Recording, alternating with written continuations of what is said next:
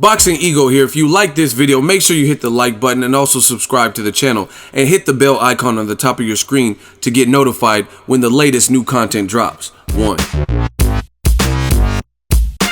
What up, Fight World? It's your boy Ego and I'm back with some more boxing. Make sure you guys like and subscribe. Now, the heavyweight division is on and popping, and if you watch the re-emergence of the heavyweight division in the last couple of years, then one fight that most fans could say is mouthwatering is a unification between IBF champion Anthony Joshua and Deontay Wilder, WBC champion. Now, Wilder's currently looking for a new opponent. His Polish opponent, Andrzej Waworski, he's supposed to fight him February 25th. He failed his drug test. I made a video about it. Check that on the channel for more details. He doesn't have an opponent. As of right now, it hasn't been declared who he will officially fight as a replacement. And it's just, I feel bad for Wilder because this is the second back-to-back scheduled fight where the first option who was supposed to fight has basically pulled out because they cheated. And the first one, obviously, Alexander Povetkin, he tested positive for meldonium, which is banned. It had recently been banned, and I mean, I'm not going to get into the whole thing, but obviously guys are seeking some kind of edge.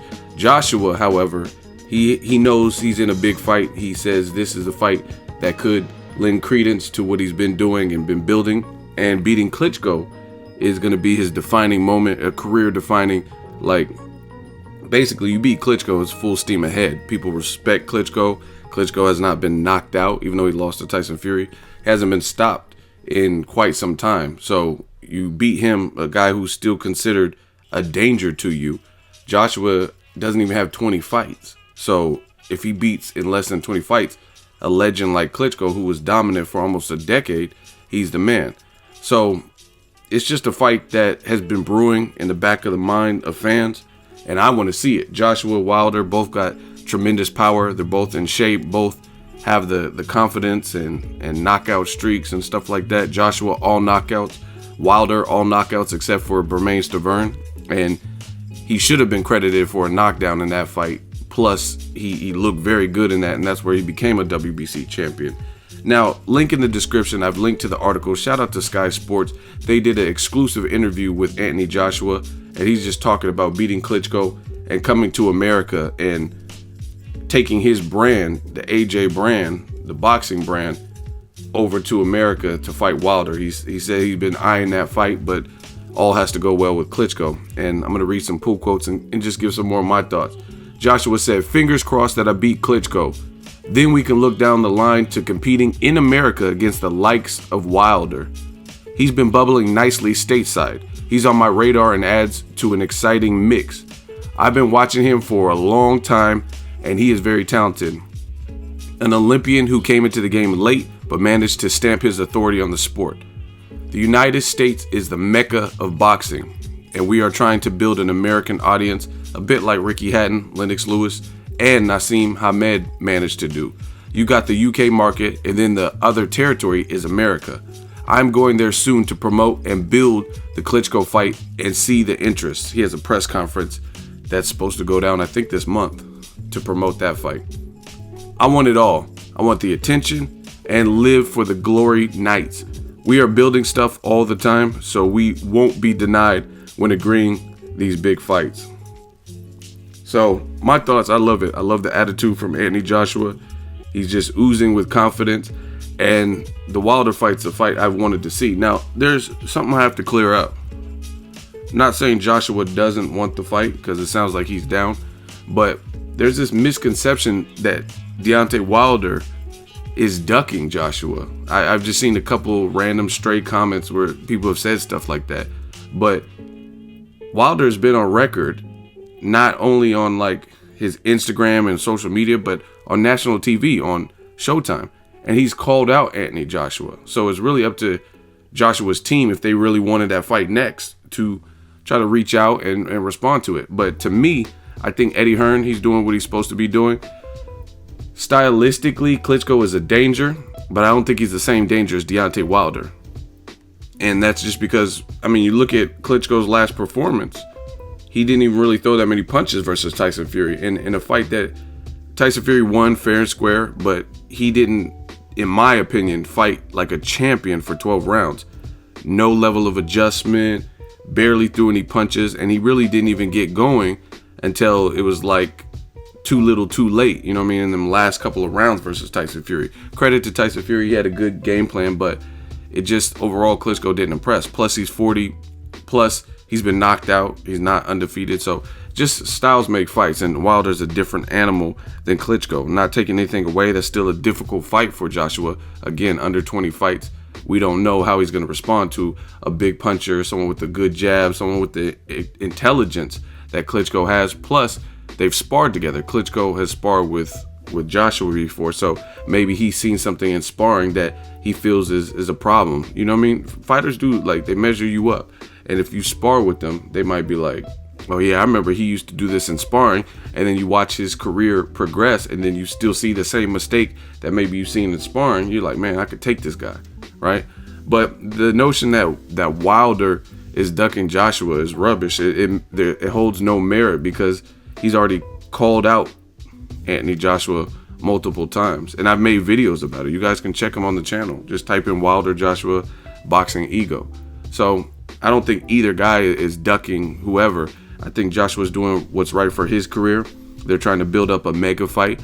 And I think if Joshua beats Klitschko, no doubt he's going to have a crossover success. I mean, he's clean cut, he's built, ladies like him, and all that type of stuff matters. Like just like Canelo. Canelo doesn't even speak a lick of English, but he's still an international star, right? Joshua speaks English, he looks the part, he has all knockouts. So, I mean, if he knocks out Klitschko or something, then he has a certified body on his resume. So there's nothing you could do to deny him at that point, right? And then if Joshua wins his next fight, which is against whoever, since all of his opponents seem to be eager to use some kind of banned substance or PED. And I'm just going to touch on this real quick again. You got to know what's going in your body. You guys, the professional athletes, are getting paid far too much money to not know what's going in their body. Like, you know what I'm saying? I don't buy all these, oh, I ate the meat and I don't know, I just took something my team gave me. And like this playing dumb, that's a scapegoat to me under most circumstances. Because look at it like this. What if you are lactose intolerant and you can't have any dairy products? I know a girl, she said she was so lactose intolerant that she couldn't have anything dairy. Not just like milk and sour cream. She couldn't have cheese. She couldn't have any dairy-based products, right? And if she did, she said something like her throat would swell up. It's like a vicious allergic reaction. Her throat would swell up and she could die because she that happened to her as a kid. And I guess it was very traumatic. And she almost died from eating whatever, nachos or whatever she was eating, right? So the reason I bring this up is because at the end of the day, people who have some certain kind of intolerance to or allergic reaction to, I can't eat shellfish, I can't eat peanuts, I can't have any dairy. Do you think they look at the ingredients of the foods they're going to eat? Like, hey, is there any nuts in this? Is there any peanuts in this? Is there any shellfish? Is there any dairy products in this? Of course they do, because they don't want to have those sporadic outbursts and allergic reactions. So that being said, you look at the fighters. They know it's on the ban list. WADA and VADA and U.S.A. and all that. They're not out there like trying to catch fighters slipping. Like if you're slipping, you're slipping. But they disclose what you can't take, what's banned. So if you and your team are looking and going to like GNC and all these supplement stores and getting products, you got to know what's in them. And a lot of, if you really know anything about like bodybuilding and just like weight training and stuff, because I studied and I used to be real heavy into the gym and stuff like that. A lot of those products, those supplements and stuff you could take, they sound like, you know what I'm saying? You might want to question what's inside of them. It'd be like super jacked, Minotaur jacked, and like RoboCop strength and all this. You know what I'm saying? It sounds like a little bit too extreme, like extra pump.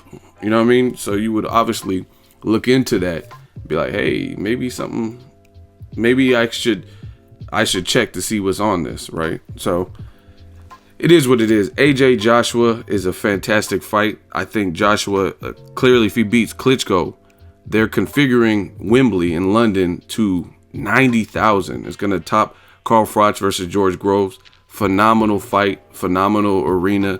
The UK fans have been phenomenal. So if he goes in there and beats Klitschko, he's the beast. He's the man. He's everything that he's billed as. You know what I'm saying? So obviously a future fight with Wilder makes all the sense in the world.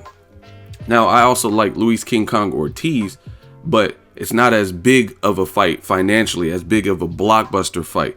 Luis King Kong Ortiz, again, he's a guy that doesn't speak English, and his fan base, and he's a talented fighter, so don't misconstrue that. I would love to see those fights with King Kong Ortiz or with Wilder or Joshua, but the logistics of it, the Wilder fight versus Joshua is money in the bank, because you have U.S. versus U.K. You know what I mean? Mike Tyson, Lennox Lewis, Floyd Mayweather, Ricky Hatton. It's just a bigger fight on top of it being a good fight. There's some fights that are good fights, and there's some fights that are good fights but mega fights. Like, I mean, it is what it is. If Terrence Crawford fought Victor Postal, you could say that's a more meaningful fight.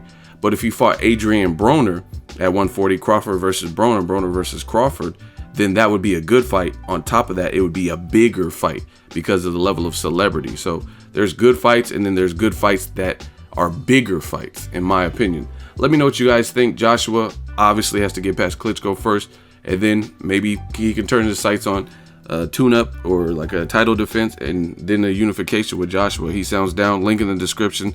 Shout out to Sky Sports. Drop it in the comment section. Make sure you share the video, like the video as always. Hate, comment, and subscribe. Till next video is Ego signing off. So if you enjoyed this video and want more content like this on the channel, you can show your appreciation by going to the PayPal donate button or the YouTube support button, and you can donate any amount that you feel is equivalent to the value of this video. Much more to come. Thank you guys for your support. Boxingego, the future of boxing.